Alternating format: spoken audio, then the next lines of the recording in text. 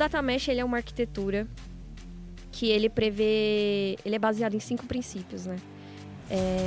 Então, vou falar dos principais. A principal vantagem é que eles mudam o funcionamento de responsabilidade do dado. O dado ele passa a ser tratado como um produto. Hoje, as empresas tendem a tratar como produto aquilo que o cliente está acessando num aplicativo, num site ou coisa do tipo. Dados é tratado como um produto. Esse é uma grande evolução quando a gente fala de data mesh, assim, arquitetura data mesh. Democratizar o dado é você pegar um dado que está nesse ambiente transacional que ninguém pode acessar além do próprio cliente e disponibilizar ele numa camada informacional para que todo mundo que queira fazer análise, processamento, transformação de dados consiga consumir essa informação. No fim do dia, o grande propósito de uma área, quando a gente fala do tema de dados, é sempre ter dados com qualidade, dados disponíveis, íntegros, que tragam insights, que vão me trazer algum retorno para o meu negócio. E com essas 3 especialidades de dados, engenheiro de dados, engenheiro de analíticos e cientista de dados, eu consigo alcançar esse grande objetivo. Só que cada um na sua casinha vai ter o seu papel. Sejam muito bem-vindos a mais um episódio do Detectus, o seu podcast que fala sobre dados e tecnologia. Eu estou muito feliz hoje porque, junto ao meu parceiro David Ribeiro Matos, tudo bem? Como você está, meu amigo? Eu estou ótimo, meu irmão. Muito obrigado por mais um episódio. E agradeço também a quem está ouvindo a gente. Estou feliz. Mais um episódio de sucesso no seu podcast de dados preferido. E como todo podcast de qualidade, esse podcast não seria possível de sair do papel se não fosse pela PUB Produções. Põe na geral, porque eu quero apresentar as mudanças que tivemos no estúdio. Reparem, frente ao último episódio e frente a esse episódio, a qualidade do investimento que a PUB fez. Agora, meus amigos, a gente tem até público para assistir a gente ali, ó. Exatamente. Esse é o padrão de qualidade da PUB Produções. Então você que tem uma ideia legal, tem um conteúdo interessante, quer começar a produzir alguma coisa de podcast, fala com o pessoal da PUB, eles têm qualidade, eles têm método, eles têm processo, eles conseguem tirar a tua ideia do papel e fazer com que o teu projeto seja excelente. Mas, além disso, se você também tem uma banda, quer de alguma forma ensaiar com a galera que toca tão mal quanto você, mas vocês querem se divertir, vem para a PUB também, porque a PUB também tem um ótimo espaço para você treinar suas habilidades musicais, ensaiar e, com certeza, né, ensaiar tomando alguma coisa alcoólica, que é o jeito certo de ensaiar com seus amigos. Então, vem para a PUB, que com a PUB o teu projeto, a tua ideia tem uma chance altíssima de ter sucesso. E meu amigo Wellington, hoje nós não estamos sozinhos. Quem está aqui com a gente hoje? Hoje nós vamos receber a Érica Moraes, que Eita. inclusive já ensaiou aqui na PUB Produções. O mundo é muito pequeno, né? Bom, com Tudo bem, certeza. Érica? Seja bem-vinda, é um prazer Oi, gente. recebê-la. Prazer estar aqui, muito obrigada pelo convite. Imagina, é um prazer enorme ter uma pessoa tão qualificada aqui conosco. Se apresenta aí pra galera, quem é a Érica? Boa, eu sou a típica mulher nerd, geek, fissurada em tecnologia desde sempre. Não quero entregar minha idade, mas na época que eu gostava de tecnologia, nem existia computador domiciliar, né?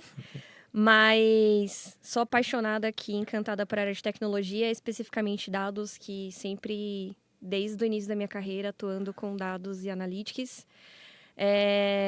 Hoje eu atuo numa empresa voltada para o ramo financeiro, eu sou chapter lead de analytics lá, tenho um time bem bacana e um grande produto financeiro no mercado. Uau, Que incrível, hein? demais, né? Tô feliz demais que você esteja aqui. Obrigado pela sua presença. E, Érica, uma das verticais aqui do nosso projeto é que, além de falar sobre dados, a gente também gosta de deixar um clima amistoso, um clima de confiança, um clima legal, que é um clima que normalmente surge quando a gente brinda com as pessoas que a gente gosta. Por isso, Detect Toast, porque a gente gosta de brindar a tecnologia. E uma das coisas legais que a gente pede para os nossos convidados é que eles escolham a bebida que todo mundo vai tomar durante o episódio. E conversando com você, você falou para a gente que a bebida que você quer tomar durante esse episódio é o chá gelado. Agora, conta pra gente, por que chá gelado? Bom, Aqui a gente sabe que tem lei seca, né? E eu estou dirigindo, então não vou poder tomar alcoólicos, senão seria a minha primeira opção, com certeza, tomar uma cervejinha gelada. Mas eu sou do time que não gosta de café. Eu sou do time do energético. Só que como tá um pouco cedo para tomar energético, eu falei, vamos no chá que é meio termo. Ótimo. Chá sempre foi sua opção saudável quando tá muito cedo? Sempre. Tem algum sabor de chá favorito seu? Eu gosto de chá de limão. Chá de limão, é uma delícia. Então, Érica, obrigado pela sua presença e vamos brindar. Vamos brindar. Um brinde à tecnologia. Um brinde aos dados.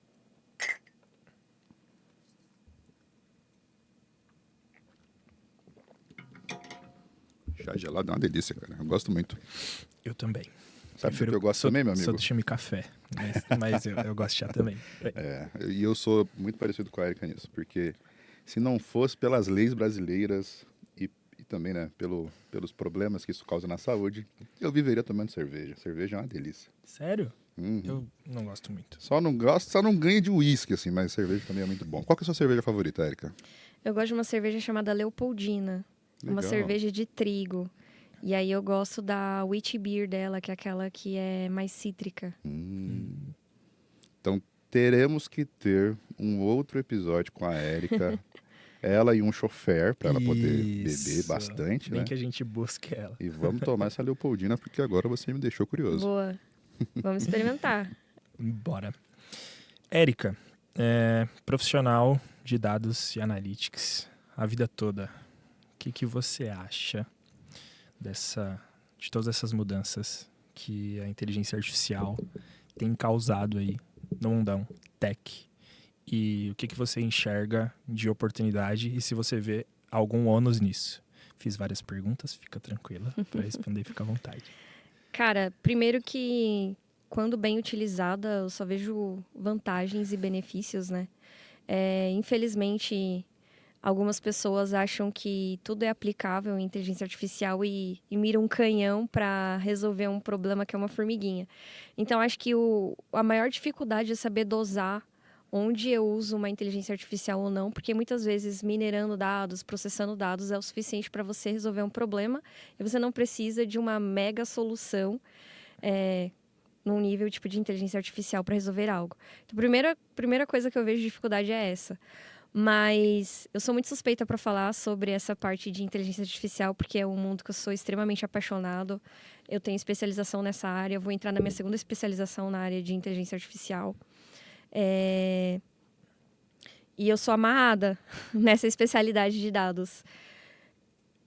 Especificamente, eu tenho um carinho muito grande por projetos voltados para a visão computacional. Então, tudo que envolve visual, usar inteligência artificial com coisas visuais, eu me amarro pra caramba, assim.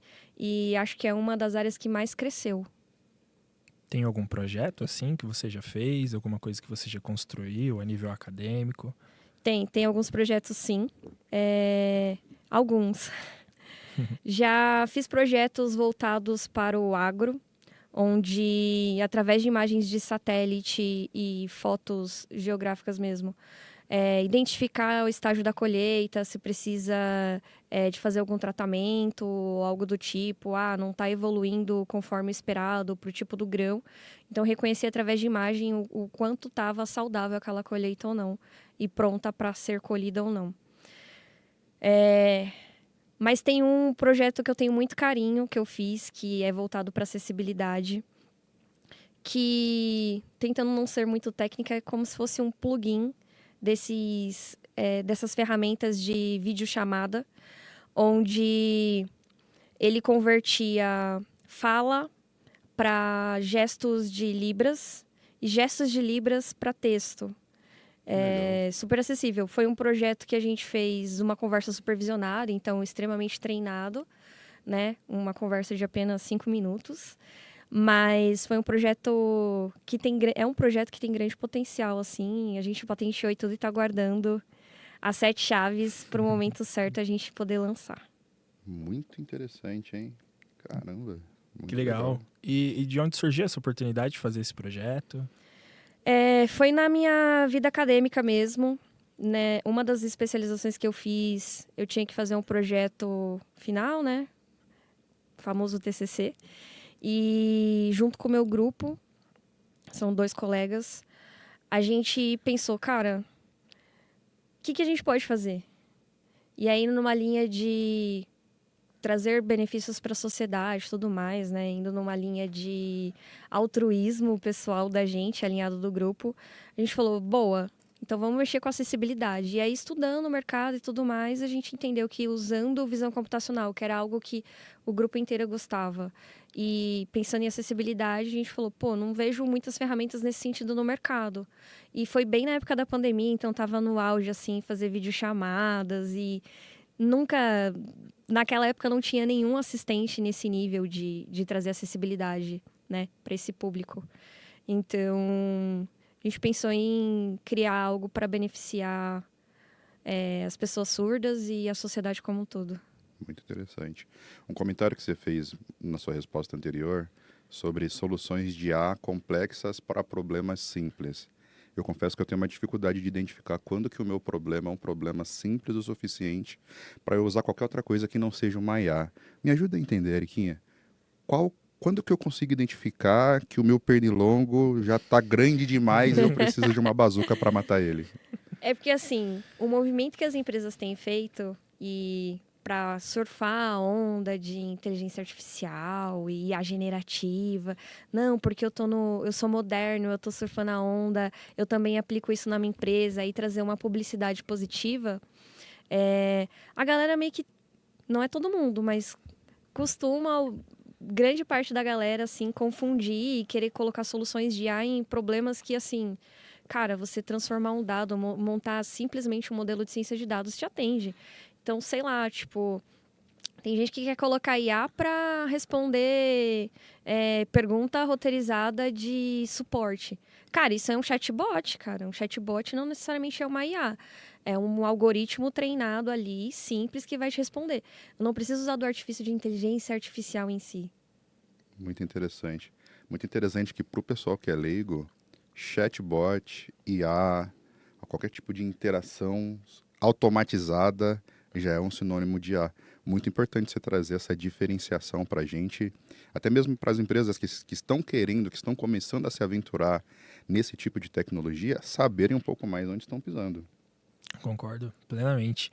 E uma das vertentes, assim, que eu acho, né, que a galera tá dando uma viajada, assim, eu quero usar, como que eu coloco o IA aqui para resolver o meu problema? Você consegue fazer um modelo para analisar os seus dados e fazer com que eles te tragam mais receita ou que melhore o seu produto. E na maioria das vezes, essas pessoas que estão falando que estão utilizando IA para fazer essa ampliação do seu negócio, melhorar o seu negócio, elas simplesmente estão utilizando de Analytics. Simples. Exato. Que é o que você faz há tantos anos.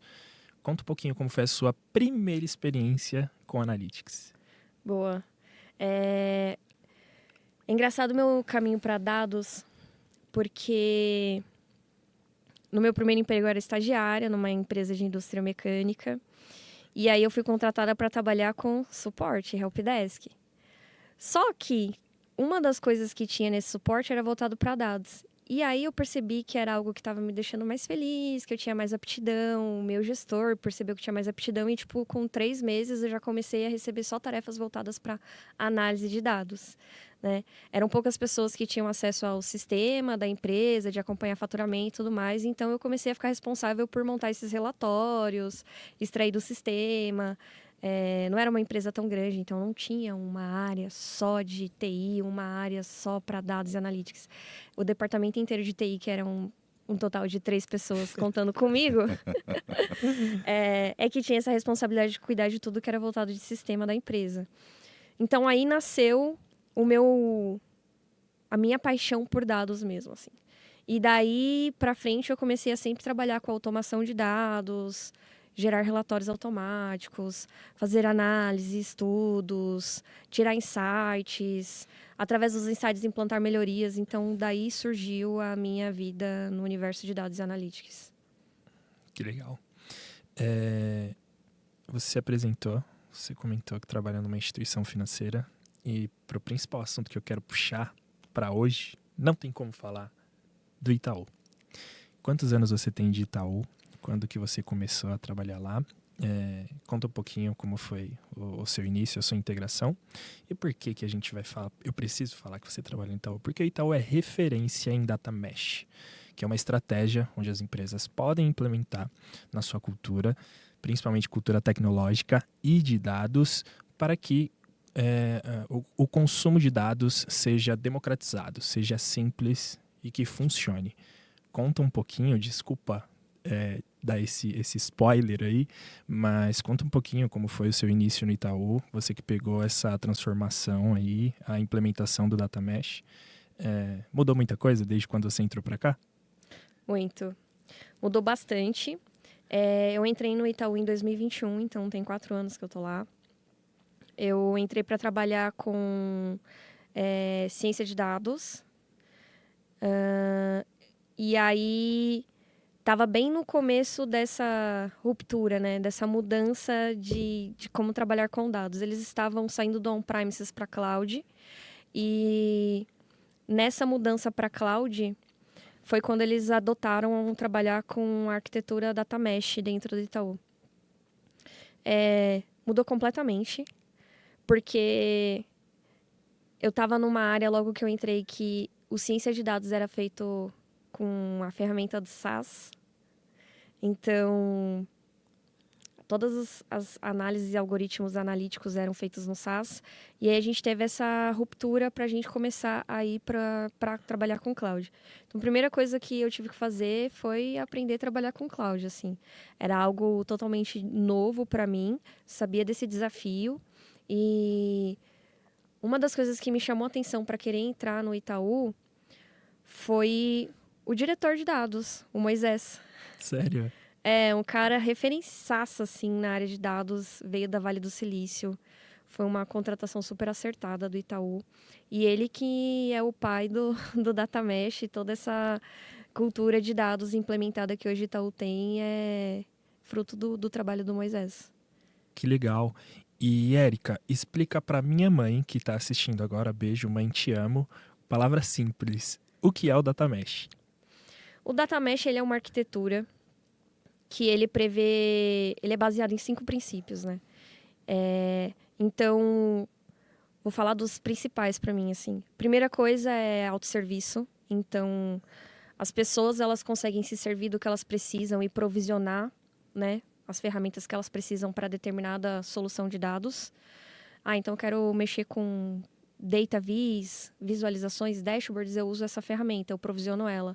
Eu quero trabalhar com transformação de dados parruda, eu provisiono outra ferramenta.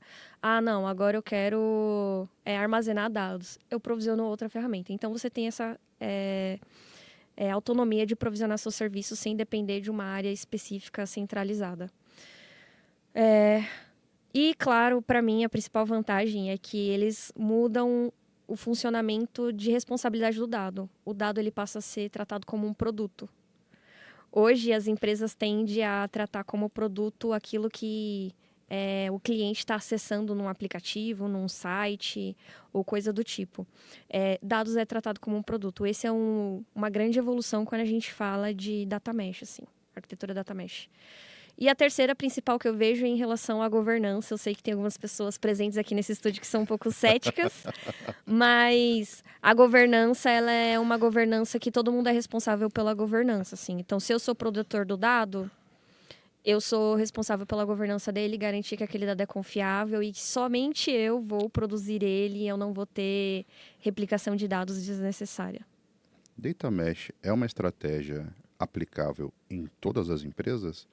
Existe algum tipo de característica ou pré-condição que uma empresa precisa ter para conseguir tirar essa ideia de Data Mesh do papel? Eu acho que ela funciona muito bem só em cloud.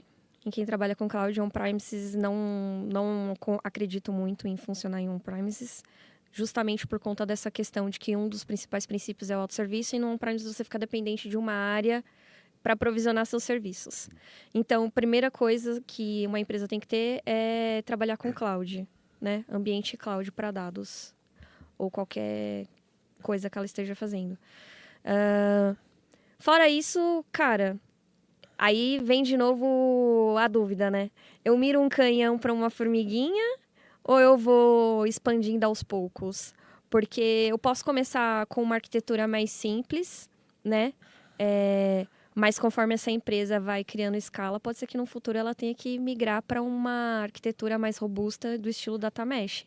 Então, vai muito do momento da empresa e, como eu comentei, do primeiro requisito é estar trabalhando com cloud. Então dá para a gente entender que o Data Mesh é uma espécie de evolução de um Data Lake, por exemplo, de um Data Mart? Não, porque dentro de um data mesh eu tenho o data lake. Legal. É uma forma de trabalhar e distribuir os seus dados. Então, data mesh é mais uma questão de arquitetura, cultura, a forma como eu organizo as coisas, do que evolução propriamente dita de um grande estilo de trabalhar com dados. Era exatamente É nesse uma ponto. das formas. Era exatamente nesse ponto que eu queria tocar com você, porque é muito comumente confundido Data Mesh com tecnologia, como se Data Mesh fosse uma nova tecnologia que está surgindo. Então, podemos entender que Data Mesh não é uma nova tecnologia, é um conceito diferente de se trabalhar com dados. Exatamente. Legal, muito interessante. Perfeito. Entendeu, mãe? Dá o feedback depois, tá bom? Pra falar pra Érica. Érica, falando um pouquinho sobre governança. Você disse que tem pessoas céticas aqui que não acreditam. Pessoal, dá um contexto para vocês. A Érica fez a minha entrevista quando surgiu a oportunidade de ir pro Itaú. E uma das coisas que eu falei para uma empresa que estava solidamente com a estratégia Data Mesh implementada foi que eu não acredito no Data Mesh. É uma das respostas mais inteligentes que eu já ouvi no Mais processo de entrevista. idiotas, né? Eu terminei a entrevista, eu parei e fiz assim. Eu falei que eu não acredito na estratégia dos caras. E agora? Mas eu vejo que ainda a questão de governança, se a governança funciona, é maravilhosa. Mas como ter essa governança federada em uma instituição do tamanho do Itaú, que tem N sistemas, e quando eu digo N, eu estou falando de centenas de sistemas, talvez milhares de sistemas. Como é que faz essa governança federada? Como que a gente implementa políticas, regras de governança mesmo, para que atenda gregos, troianos e demais? Boa. Primeira coisa, a gente precisa de ter uma mini governança que vai dar ferramentas e formalizar processos para garantir que todo o resto seja aplicado. Então, alguém tem que saber ser detentor das regras, de mandates e prover ferramentas para que as áreas elas sigam esses mandates e usem essas ferramentas para garantir dentro das áreas dela a governança, tá? Então, por exemplo, se eu digo que eu não posso democratizar um dado que não sou eu que estou produzindo, mini área de governança, eu preciso prover ferramentas para todas as áreas para elas saberem, tem alguém produzindo o meu dado além de mim? E se tiver, eu bater na portinha do coleguinha e falar, amigo, eu que sou responsável por esse dado, você não pode democratizar. Consome o dado que eu estou disponibilizando para você. Então, acho que a chave para funcionar a governança é você ter uma centralizada que cuida e faz a curadoria desses mandates e fornece essas ferramentas. E você ter sponsors nas grandes áreas, onde eles ficam responsáveis por garantir a governança dentro dessas grandes áreas. Seria uma área de arquitetura? Uma área de referência? Não só arquitetura, mas ter pessoas da especialidade de dados nessas grandes áreas. Entendi. E essas pessoas da especialidade de dados, elas precisam ser capacitadas e terem domínio de toda essa curadoria de mandates e ferramentas que eu posso usar para garantir a governança dentro da minha área. Certo. Explica para a galera o que é democratizar um dado. Democratizar é torná-lo disponível para consumo. E aí tem uma grande confusão também, que as pessoas acham que ter um dado no ambiente transacional, ele está disponível para consumo.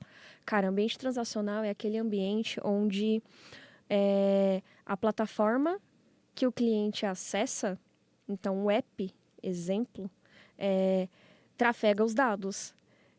Eu não posso me dar o risco de deixar esse ambiente indisponível por alta quantidade de acessos, ou alguém achou uma brecha e conseguiu burlar algo no sistema com dados, ou derrubou o servidor, coisa do tipo, por conta de uma alta demanda, assim. Então, tudo que a gente diz de ambiente informacional, a gente separa dessa camada transacional, para eu nunca deixar em risco cair a plataforma que o meu cliente está acessando. Tem que ser 24/24 o funcionamento. Então, democratizar o dado é você pegar um dado que está nesse ambiente transacional que ninguém pode acessar além do próprio cliente e disponibilizar ele numa camada informacional para que todo mundo que queira fazer análise, processamento, transformação de dados consiga consumir essa informação. Legal. E até mesmo o formato do dado no sistema transacional normalmente não está muito fácil para você fazer qualquer tipo de análise. Então, concordo com você. Tendo uma área, que mesmo que seja uma área que faça um as-is do sistema transacional, deixando esse dado um pouco mais acessível, um pouco mais higienizado, é realmente mais interessante quando você consegue ter essa espécie de muro ali, protegendo o sistema transacional e garantindo toda a acessibilidade, toda a segurança do dado. Agora, uma outra dúvida que eu tenho. Como que o Data Mesh trata a questão de dados sensíveis? Essa democratização do dado que, por exemplo, não é a empresa inteira que pode ter acesso, ou se ela pode ter acesso, é um acesso parcial desse dado. Boa. Uma coisa legal é quando as empresas elas têm muito bem instituída a política de LGPD, né? É a lei que a gente trabalha de proteção de dados aqui no Brasil. E as empresas que trabalham seriamente e respeitam as leis instituem dentro da sua empresa uma área de LGPD, onde eles farão curadoria dos mandates voltados para LGPD sobre os dados, né? Então, existe toda uma classificação daquilo que você pode ou não democratizar, o que você não pode democratizar, quais são os mascaramentos que você deve fazer. Então, existem todas essas regras que as empresas sérias adotam ali quando a gente fala de disponibilizar o dado para consumo. Legal. E com esse... muito obrigado pela sua resposta. Agora, um outro exemplo... Vou dar um exemplo hipotético. Eu estou compartilhando dados de executivos, carteiras de clientes, e é interessante que meus executivos acessem somente o dado da sua respectiva carteira.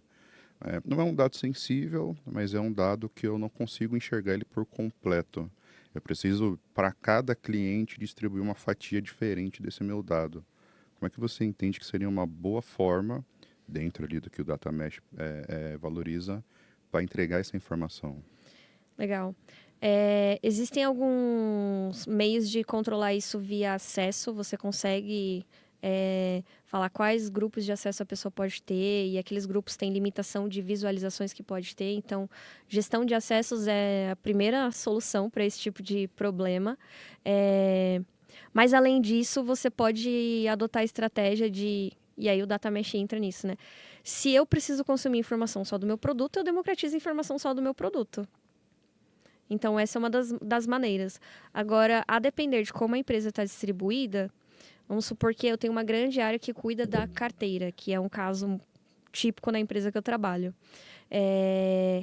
Ele consegue ir por gestão de acesso, controlar até que fatia de informação aquela área pode consumir.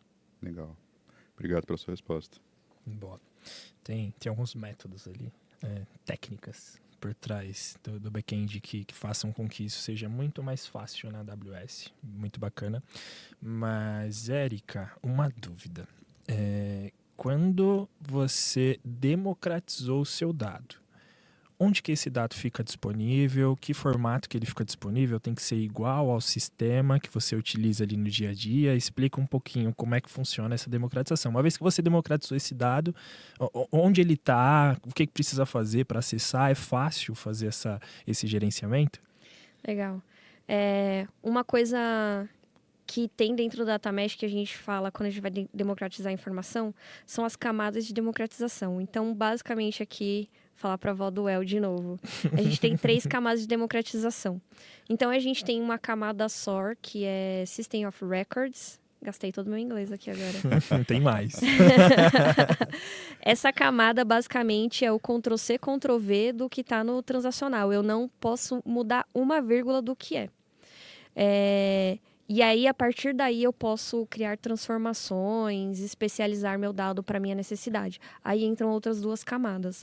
A camada SOT, que é Source of Truth.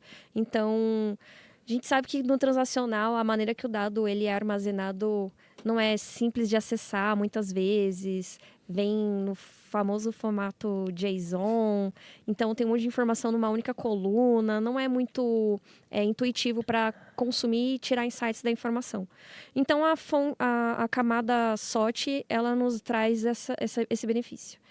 E aí, a camada especializada, que é a que eu mais consumo hoje, estando numa área de analytics, é onde eu especializo o meu dado, eu trato ele, transformo de verdade o meu dado, agrego novas informações de outro domínio de informação. Então, sei lá, eu quero acompanhar todas as contratações do meu produto.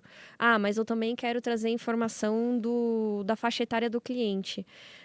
No sistema de contratação não tem a faixa etária do cliente, mas para os meus insights e análises, é importante eu saber a faixa de idade do cliente.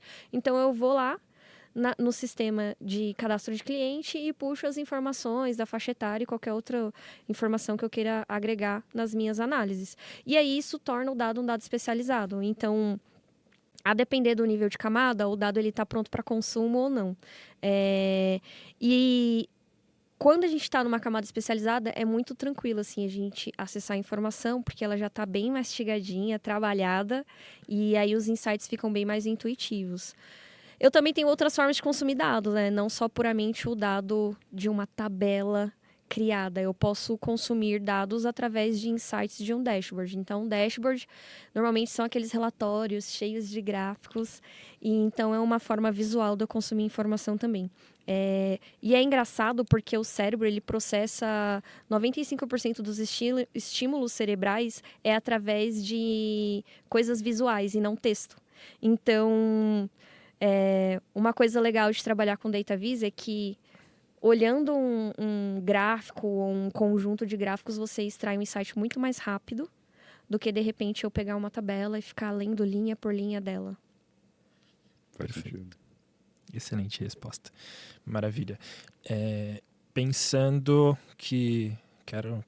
Tô adorando a aula aqui. Conteúdo muito rico. Pensando em democratização de sistemas diferentes. Então, vamos lá. A Érica está aqui, ela trabalha no financeiro. O Wellington está aqui trabalhando no comercial. David está aqui, trabalha no departamento de recursos humanos. Você disse que precisa de um outro dado, você precisa acessar esse dado na mesma plataforma, certo? Onde a gente já tem ali um ambiente informacional.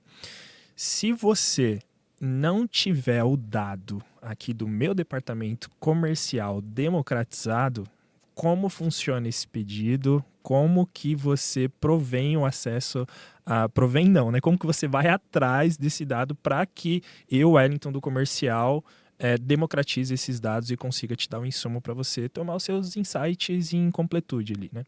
Boa. A gente cria uma grande confusão. Brincadeira, galera. Não, nada a ver, nada a ver. Primeiro caminho é ir numa linha de solicitar o envolvimento, mostrar a necessidade do porquê que o dado do Wellington é importante para mim. E na linha do vamos ser amiguinhos e você consegue priorizar essa demanda aí, vai trazer benefício para mim e benefício para você. Não funcionando, existe a possibilidade de eu fazer um inner sourcing. Então, eu pegar alguém do meu time e falar assim, Wellington, você permite que alguém do meu time democratize um dado que é seu, dado as prioridades que vocês têm aí, não vai rolar agora. Tudo bem? E aí, na maioria das vezes, rola assim, a negociação. E aí, nesse caso, você libera para essa pessoa o SOR e ela constrói as outras camadas. Exatamente. Na verdade, assim, é indo numa linha de não tenho dado disponível em nenhum ambiente, Nem no SOR. nem a camada SOR, não está no ambiente informacional. A gente vai nessa linha de inner source. Quando a gente fala de, eu quero especializar o dado, aí fica por conta das áreas, porque o que é especialização para mim, a característica que eu preciso aplicar de regras diz ao meu negócio, não necessariamente ao negócio do Wellington.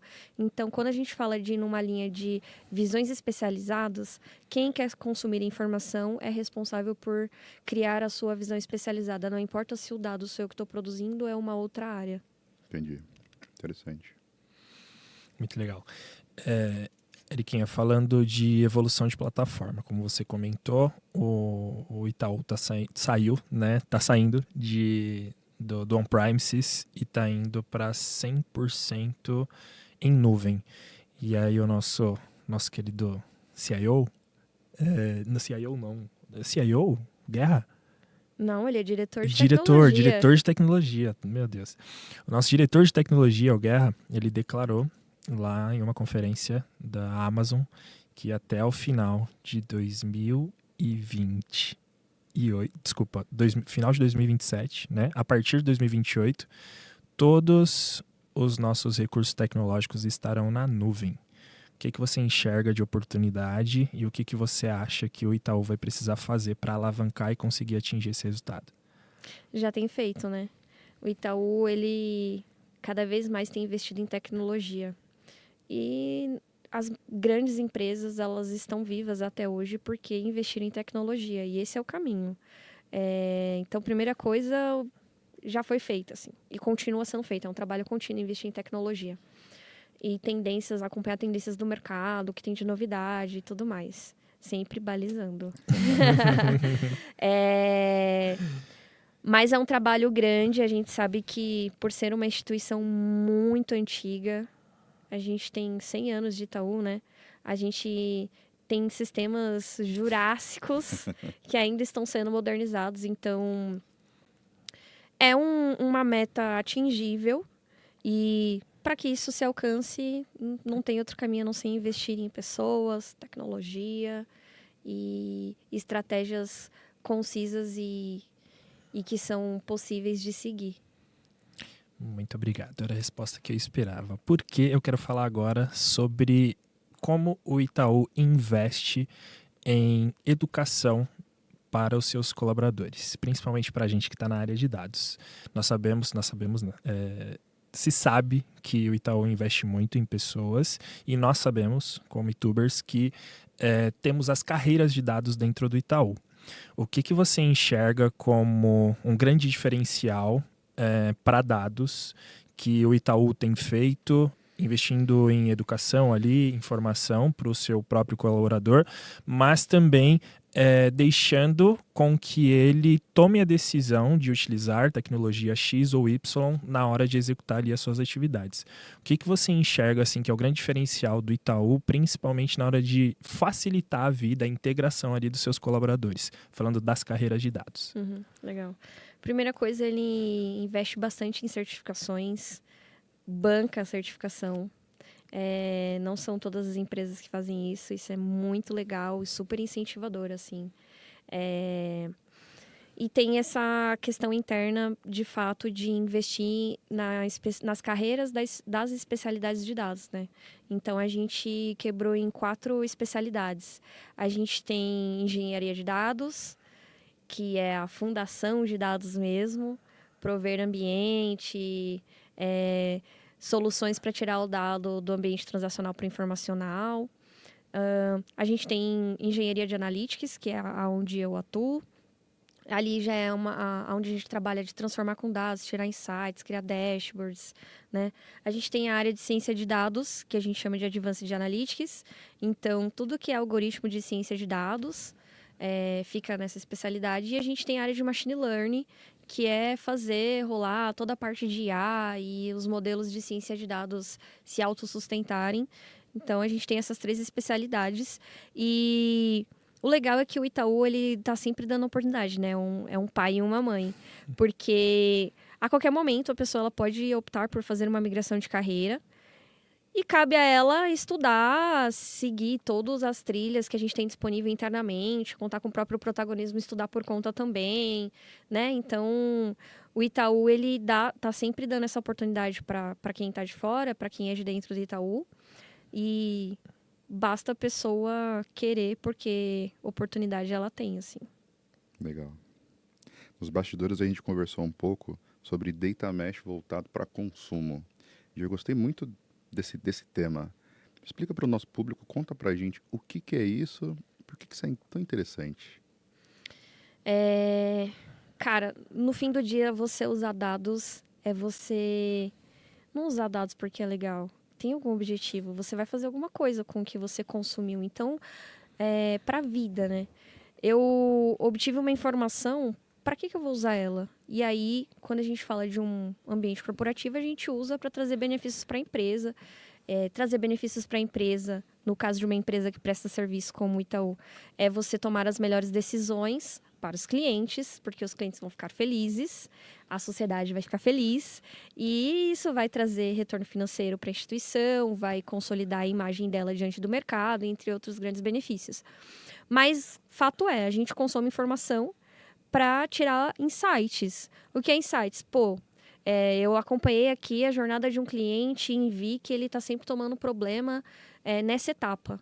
E eu acompanhei isso através dos dados. Talvez, olhando o app, eu sozinha, eu não ia tirar esse insight. Mas através de um emaranhado de informação, eu consigo tirar esses insights muito rápido. E aí eu começo a traçar ações para melhorar aquela etapa da jornada do cliente. Então, esse é um exemplo clássico assim do porquê que eu posso usar dados para tomar decisão. Dá para dizer que essa é a melhor maneira, ou talvez a mais saudável, de eu entregar um dado para um cliente, voltado principalmente para o modo como ele vai consumir esse dado? É uma das maneiras. Acompanhar jornada de cliente é uma das maneiras de você entregar uma melhor experiência para ele, né? Mas a gente também analisa dados de mercado, a gente olha como que está a concorrência, a gente faz bastante benchmark, né, que a gente chama. Então, é outra maneira também. Então, eu posso consumir dados com N finalidades, acompanhar se os meus resultados estão alcançando as metas que eu estipulei. Se não estão alcançando, eu começo a usar outros dados para saber se é problema de jornada do cliente, se é problema técnico da minha solução, se é um movimento de mercado. Então, tem N cenários assim que eu posso usar dados para tomar decisão. Legal, legal. E dentro ali, um time de analytics, por exemplo, que quer tirar isso do papel e quer começar a entregar dados voltados para consumo, né? Como é que você entende que pode ser essa jornada de maturação desse time? Num cenário, por exemplo, onde o time não faz isso ainda e ele quer começar a fazer, quais passos ali de aprendizado você acha que seria interessante esse time trilhar? Primeira coisa é entender do negócio, né? Cada negócio funciona de um jeito, entender do próprio negócio, entender quais são os objetivos e metas do negócio, entender como que funcionam os sistemas por trás desse negócio, entender quais são as dores do cliente, entender quais são as dores da própria área que você vai atuar. Então, primeira coisa é muito conhecer do negócio, do cliente, dos sistemas. Segunda coisa é ter capacidade técnica para saber trabalhar com análise de dados.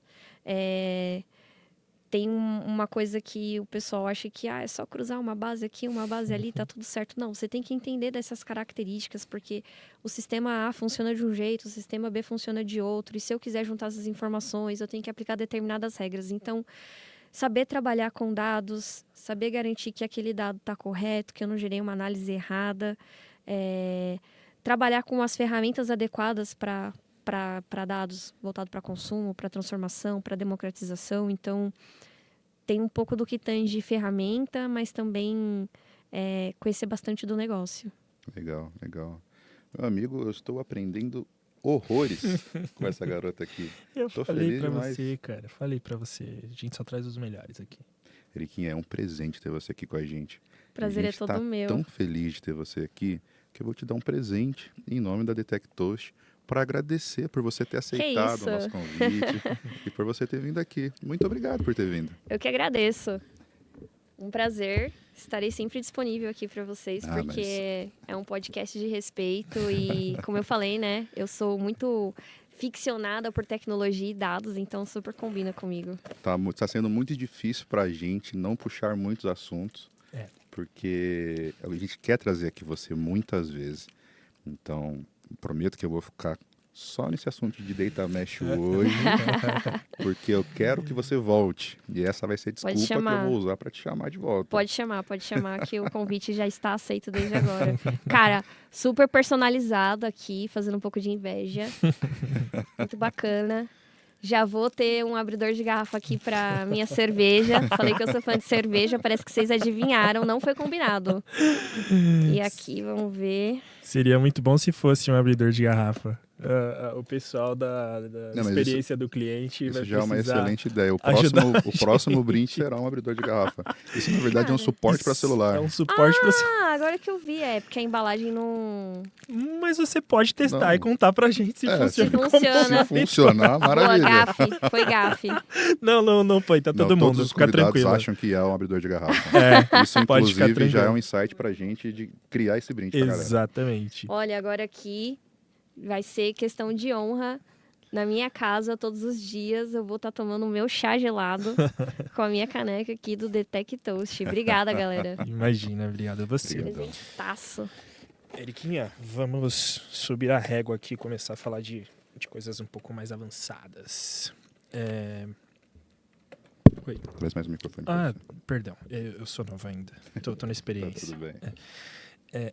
Érica, eu tenho uma dúvida relacionado de até onde vai o Advanced Analytics, ou até onde podemos ir falando de negócio.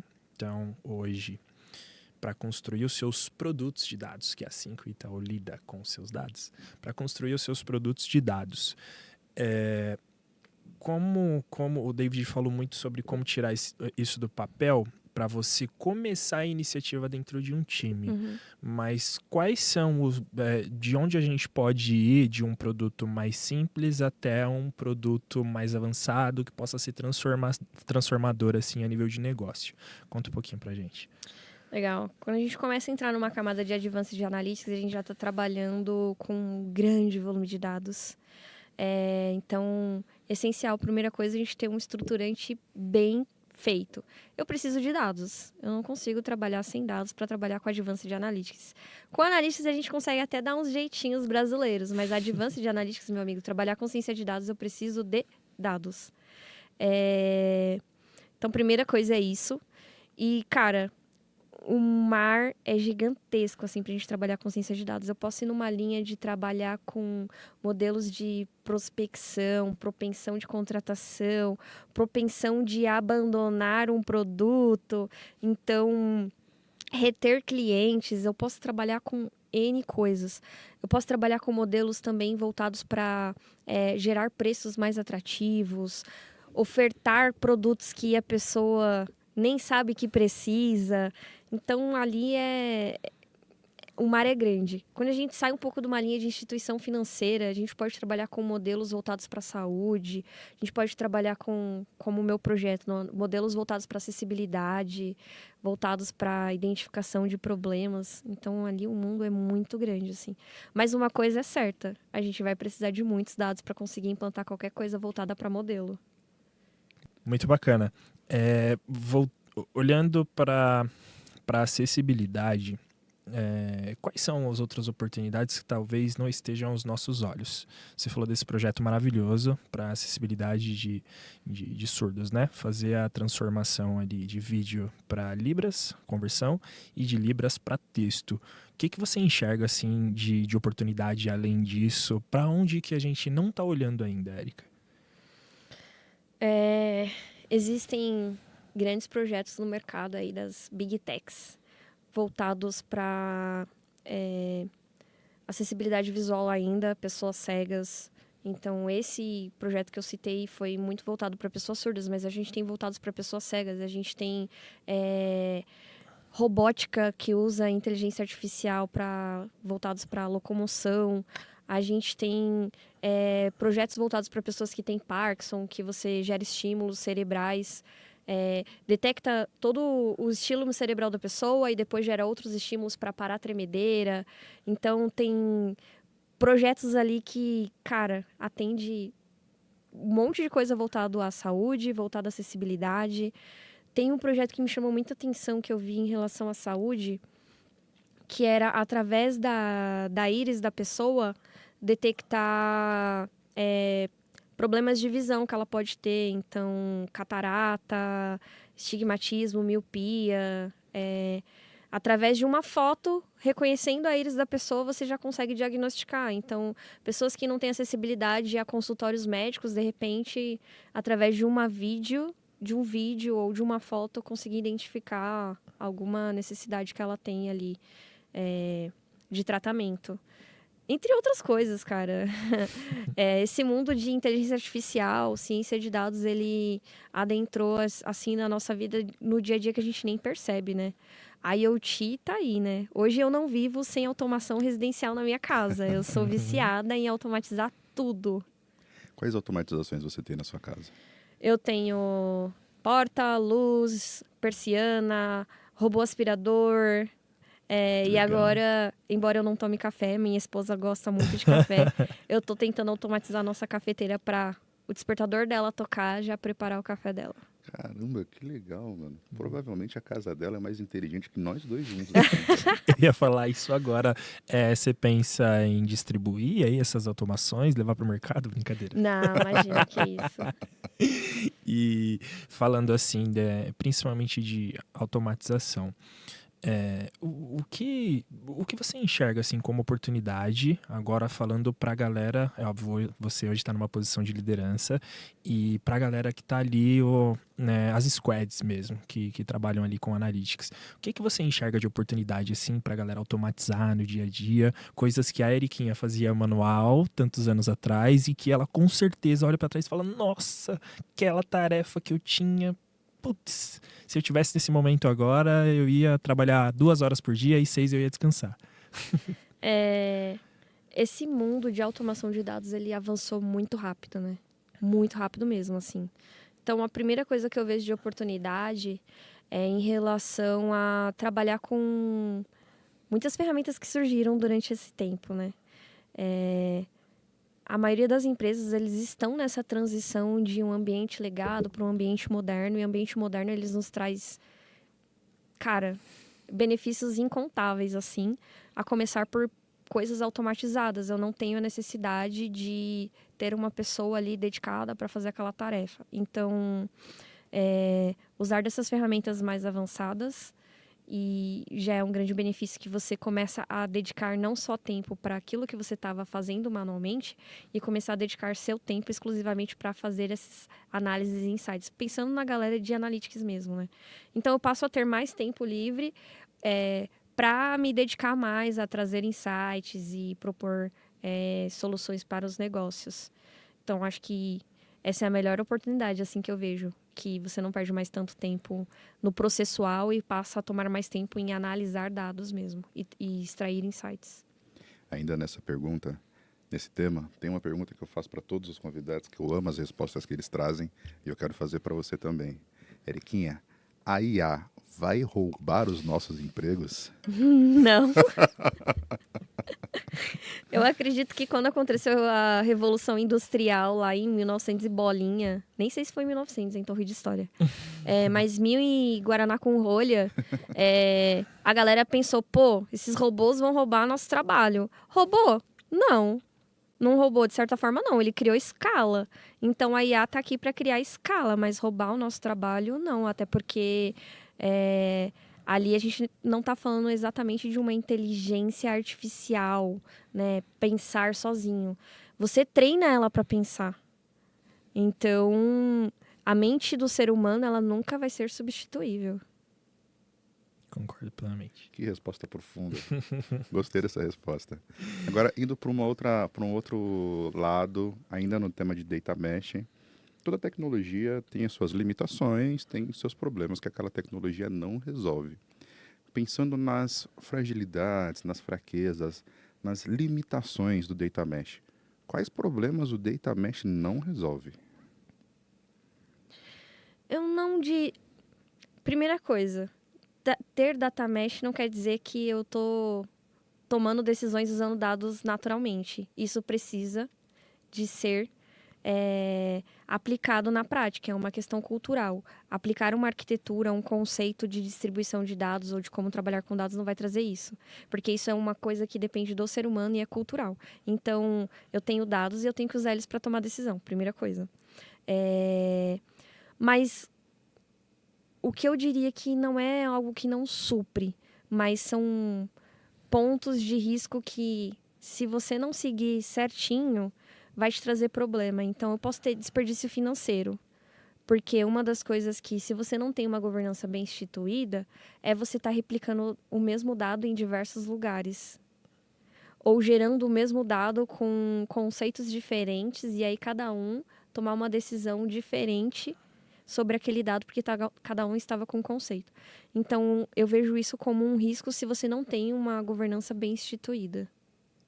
Governança, então... É a chave do sucesso. É a chave do sucesso, exatamente. Aprendi. Agora você está convencido de que Aprendi. governança é legal, é importante? Já entendi agora. Beleza. Érica, levando agora para o âmbito aqui que eu estou mais acostumado. Como funciona o trabalho de um time de analytics e um time de engenharia de dados? Como é que funciona esse rolê aí? Boa.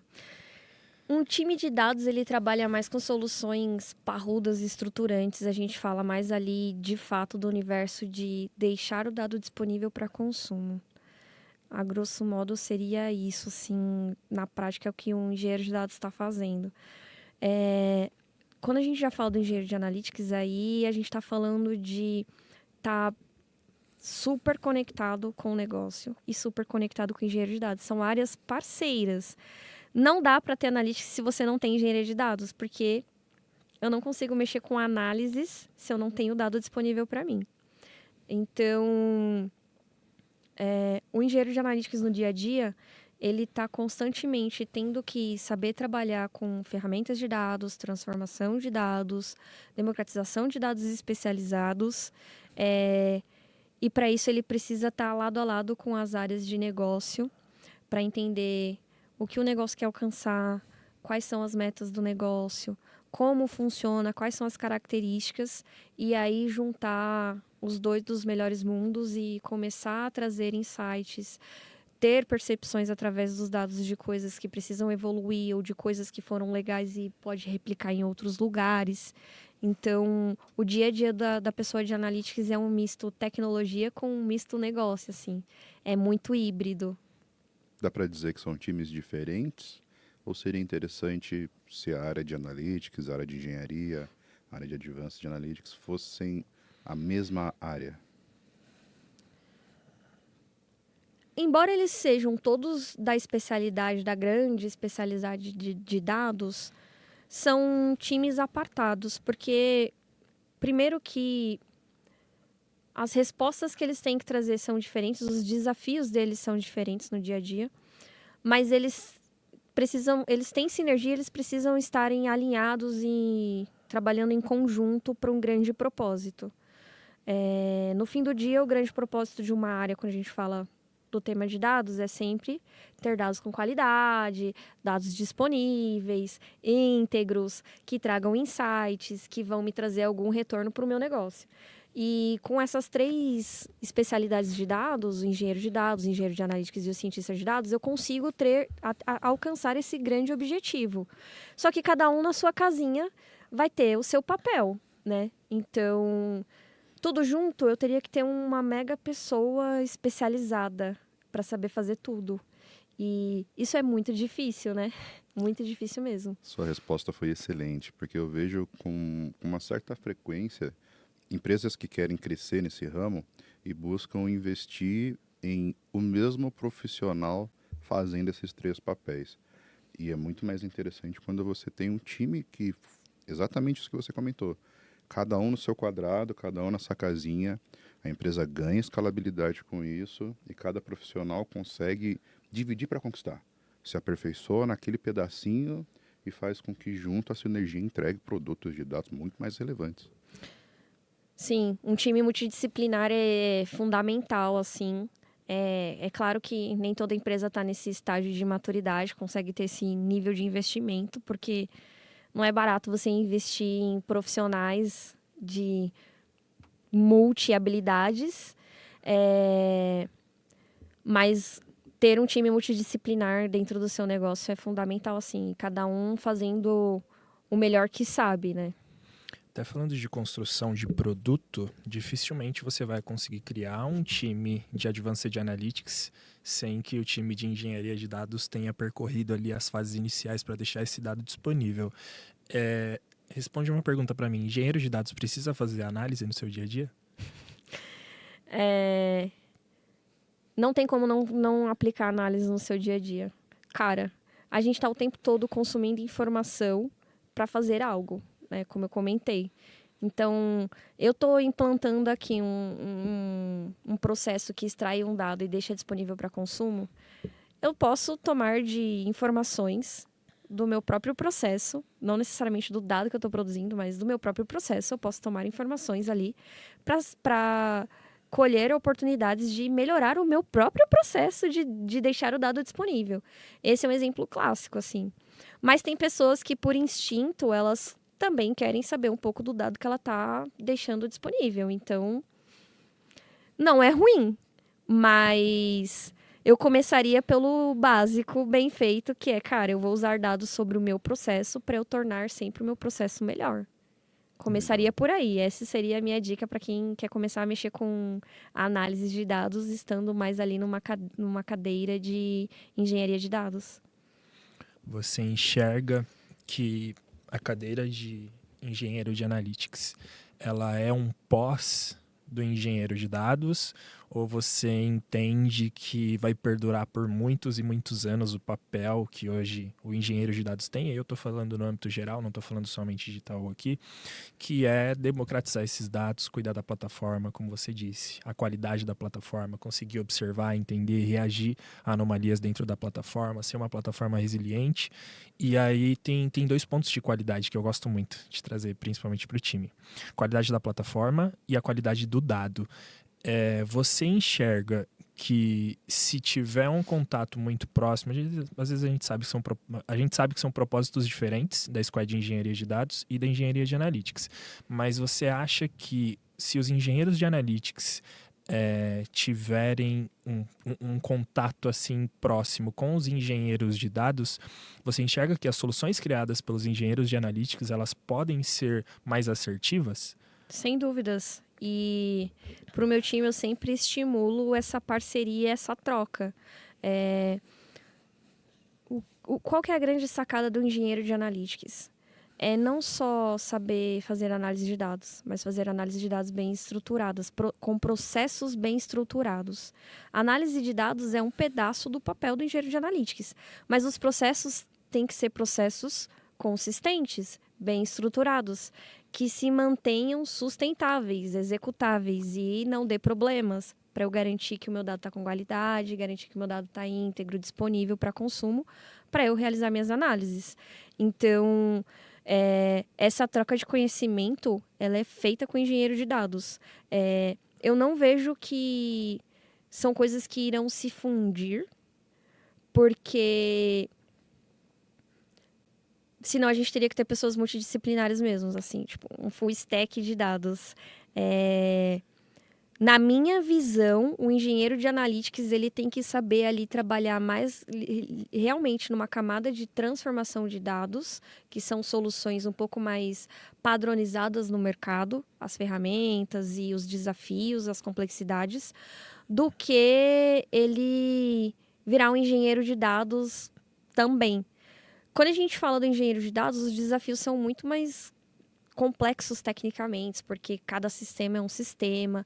Para cada sistema você vai ter que usar uma ferramenta diferente, não é tão padronizado. O dado vem de um jeito, eu tenho dado estruturado, semi-estruturado, não estruturado.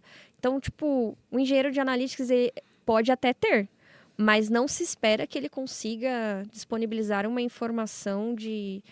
Cara, eu preciso democratizar um áudio para consumo, eu preciso deixar disponível para consumo um vídeo, uma imagem, dados de redes sociais.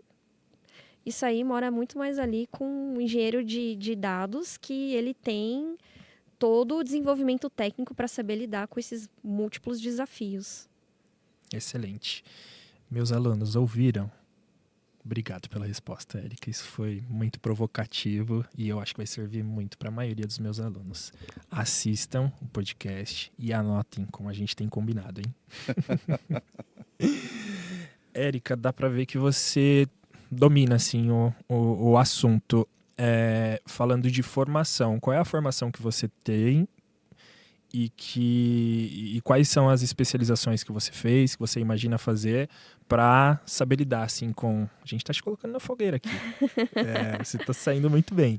Mas falando de formação, parte acadêmica, o que você acredita? Primeiro conta um pouquinho de como foi para você essa trajetória e depois quero que você dê sugestões aqui para os nossos ouvintes, os nossos telespectadores, para que eles consigam ter esse domínio aí sobre o assunto.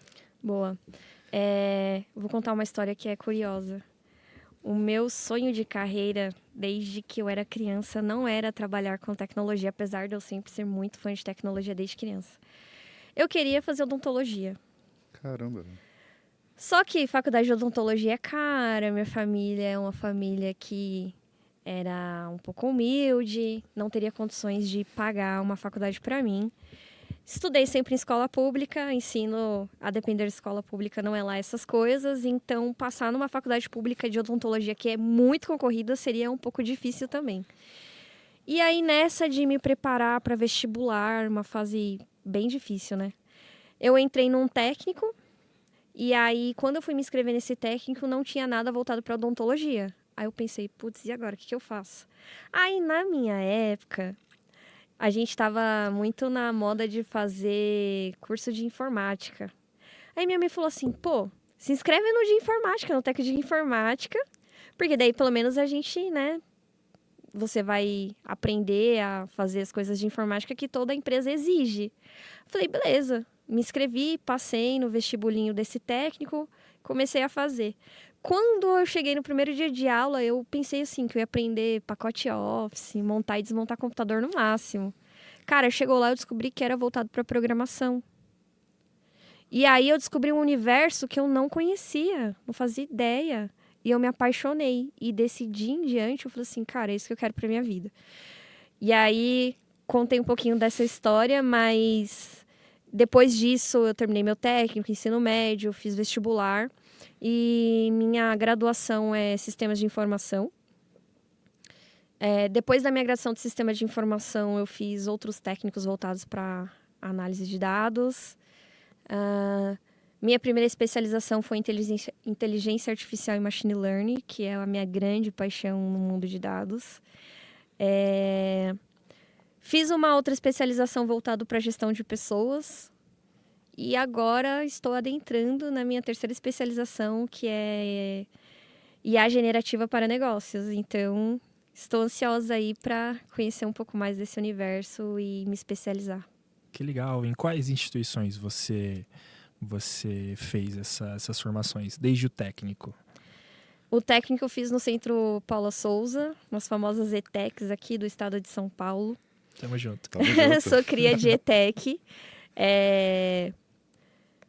Eu fiz a minha graduação, eu fui bolsista, então na época eu consegui uma bolsa numa instituição bem whatever, assim, mas me ajudou bastante. Eu fiz nem existe mais, a Universidade Bandeirantes, e ela foi comprada pelo Grupo Anhanguera. Entendi. E aí minha primeira especialização eu fiz na FIAP, que foi de Inteligência Artificial. Super recomendo. ETECer, FIAPer, curtinho, hein? Nem sei se eu posso fazer propaganda aqui, mas Opa, super recomendo o FIAP. Claro. Do ramo tecnológico, acho que é uma das bem mais preparadas quando a gente fala de especializações, pelo menos aqui no estado de São Paulo. A minha voltada para gestão de pessoas eu fiz na USP, e agora o filho pródigo volta e estou de novo fazendo a minha terceira especialização agora na FIAP de novo. Que legal. Muito bom. É isso que você planeja para o seu futuro? Mexer cada vez mais com IA, principalmente voltada para IA dentro do contexto de negócio. Não só IA, mas ciência de dados também. Como um todo. Eu tô com um desafio bem legal agora aqui no meu trabalho, que eu tô começando a trabalhar não só com analytics, mas também com Advanced Analytics. Não posso contar segredos, Droga. mas eu tô começando a adentrar nesse universo dentro do Itaú, voltado para ciência de dados e Advanced Analytics. Como é que você se mantém atualizada? Quais canais, o que você consome para se manter atualizada sobre esse mundo de dados, IA, tecnologia? Muita coisa muda, muita coisa evolui. Como é que você se mantém atualizado sobre Eu isso? tenho uma dica. A TV dela liga, já passa as principais notícias, todo automatizado. E aí, Tony Stark? isso. Aí, de acordo com o que a TV falou, a Alexa dela entende, já puxa alguma outra coisa assim da internet e vai ditando para ela ir ouvindo enquanto ela tá se arrumando para começar a trabalhar. Na verdade, o meu despertador toca.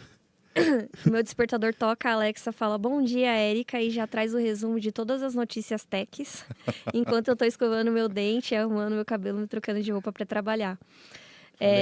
Não, isso não é piada, sério é mesmo? real, é real. Tô Eu falando, vou morar cara. na Ó, casa dela. eu leio as pessoas. Eu personalizei as notícias que eu quero consumir. Então, quando eu falo bom dia, ela abre minha persiana, ela me traz o resumo das notícias techs do mercado, enquanto eu tô lá me arrumando para começar meu dia de trabalho. Mas fora isso, uma coisa que eu falo para todo mundo, assim, que fala, nossa, você trabalha com tecnologia? Que legal, você recomenda? Cara, estar na área de tecnologia é você saber que você vai ter uma evolução contínua de aprendizado, porque a tecnologia, ela tá sempre em evolução.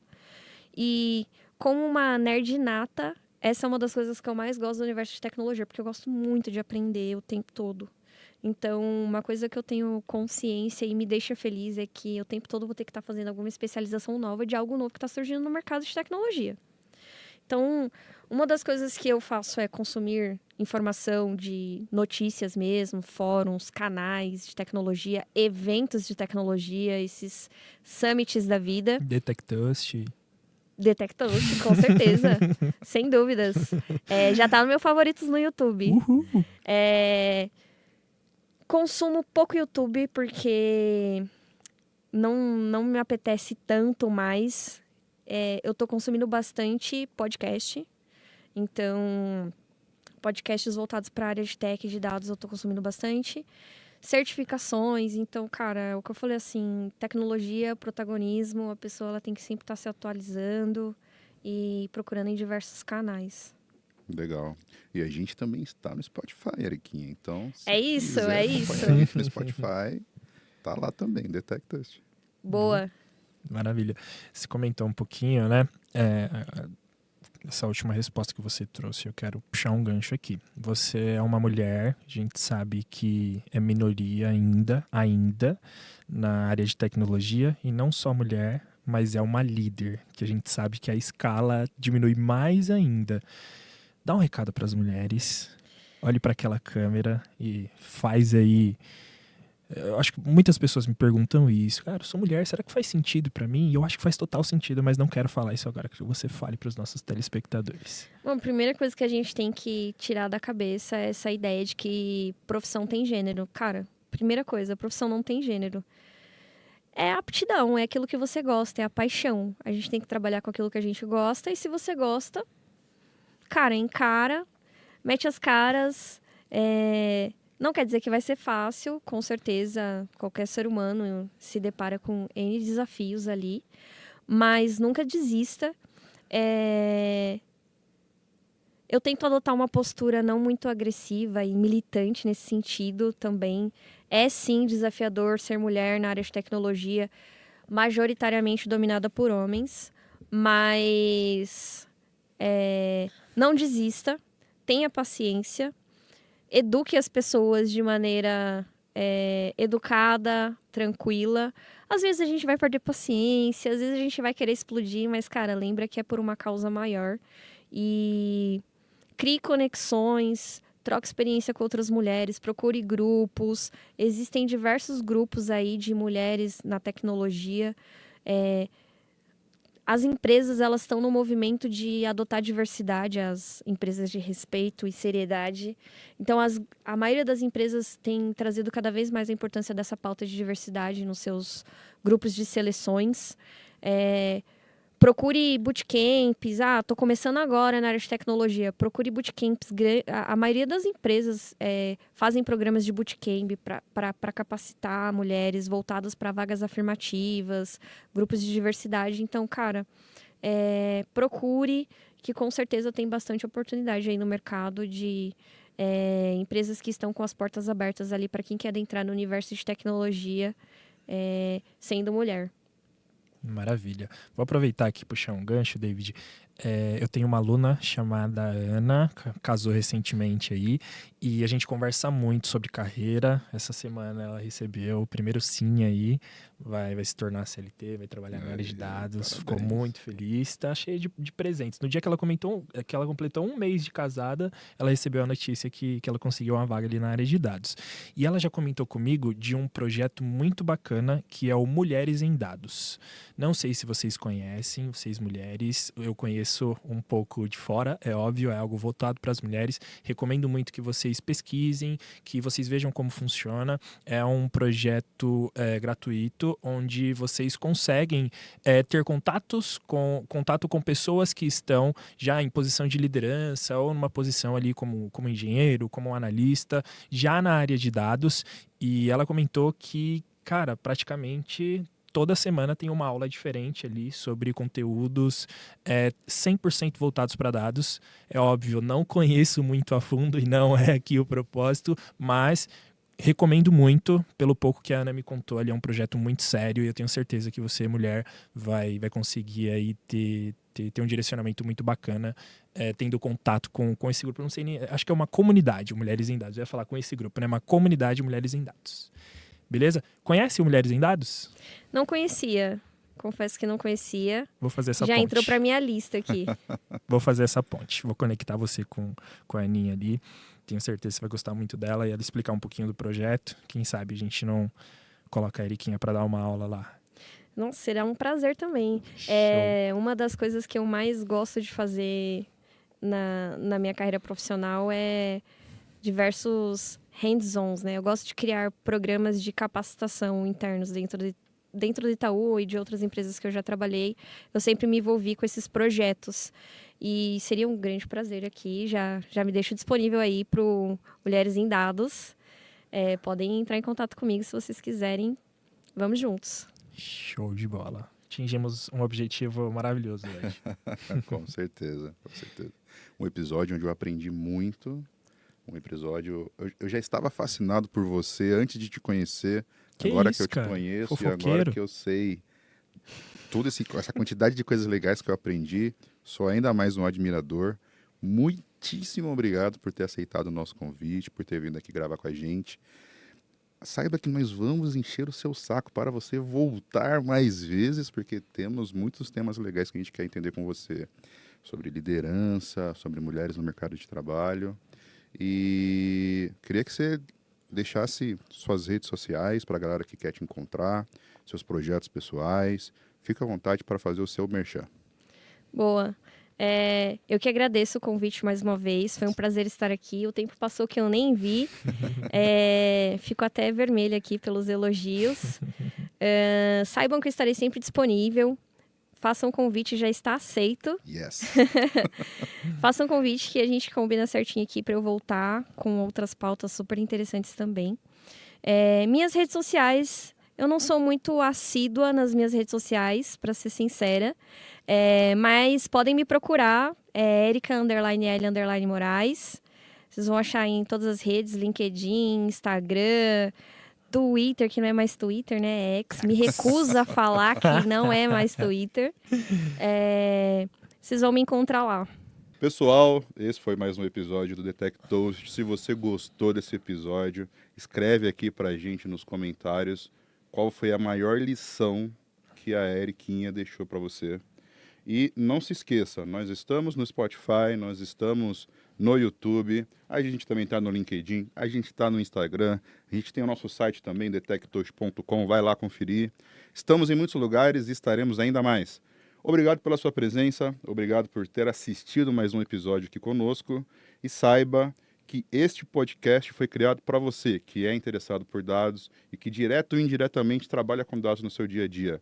Se você quer brindar com a tecnologia, se você quer brindar aos dados e quer conhecer cada vez mais sobre esse universo, o DetecToast é o lugar certo para você. Então, vamos brindar agora? Bora? Propõe o último brinde aqui pra gente. Bora. Beleza? Um brinde à Eriquinha, um brinde à tecnologia e um brinde aos dados.